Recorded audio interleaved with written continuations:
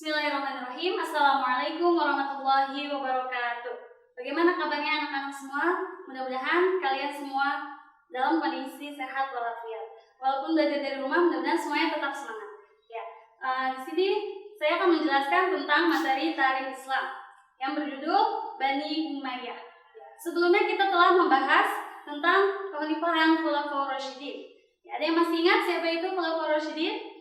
Ya, khalifah pertama diantaranya yaitu Khalifah Abu Bakar As-Siddiq. Kemudian yang kedua ada Khalifah Umar bin Khattab. Dan yang ketiga ada Khalifah Utsman bin Affan. Dan yang keempat ada Khalifah Ali bin Abi Thalib.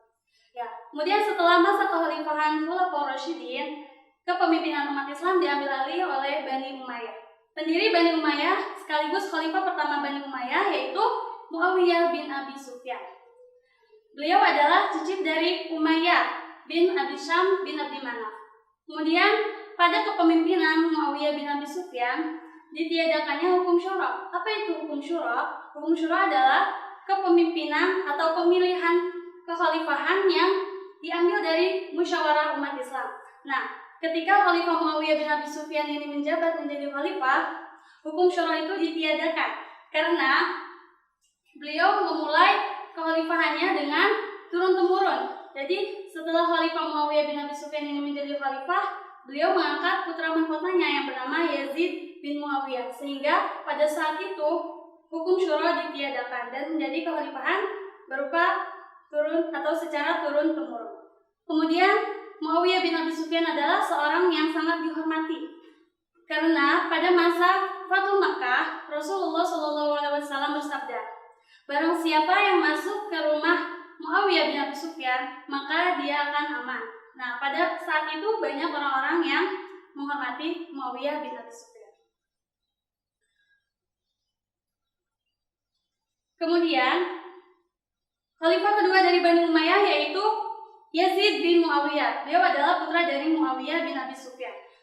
Tabiat yang dinilai, banyak yang menilai tabiatnya kurang baik karena beliau itu anak dari Muawiyah bin Abi Sufyan. Kemudian pemerintahannya tidak disukai oleh Abdullah bin Zubair dan Husain bin Ali.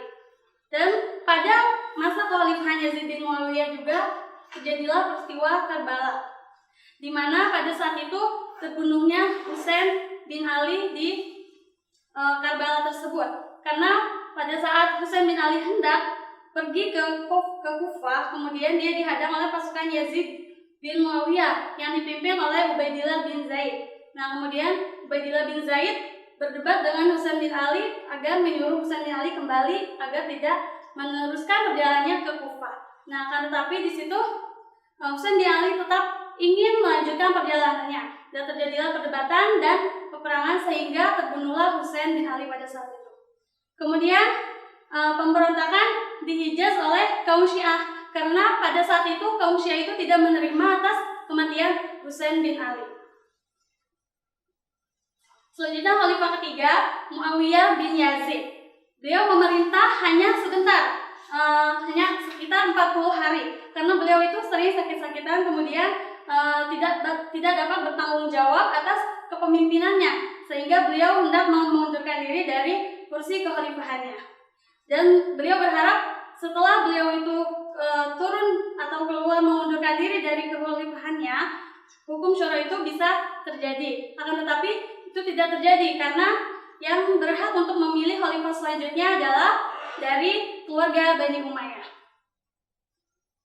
Selanjutnya khalifah keempat yaitu Marwan bin Hakam. Beliau adalah seorang putra dari Hakam. Nah, di sini terjadi persoalan yang pelik di Syam karena pada saat itu banyak yang memperebutkan kursi kekhalifahan antara Marwan bin Hakam dan Khalid bin Yazid pada saat itu. Jadi dua kelompok ini saling memperebutkan kursi kekhalifahannya. Sehingga ketika Bani Umayyah itu memilih khalifah bukan dari keturunan Abu Sufyan lagi, akan tetapi dari keturunan Marwan, dan terpilihlah Marwan bin Hakam. Dan yang terakhir ada Khalifah Abdul Malik bin Marwan. Beliau adalah khalifah yang kelima dari Bani Umayyah. Beliau adalah seorang yang pandai, cerdik, dan pandai sekali untuk mengurus urusan kerajaan. Kemudian beliau juga memadamkan pemberontakan dan huru-hara peperangan yang terjadi pada saat itu. Kemudian beliau juga mendirikan pabrik mata uang yang bertuliskan lafaz la ilaha illallah, kemudian di belakangnya ada nama khalifahnya. Dan yang terakhir, beliau juga mengadakan atau membuat peraturan surat menyurat dengan menggunakan bahasa Arab. Ya, cukup sekian yang dapat saya sampaikan. Kurang lebihnya mohon maaf. Assalamualaikum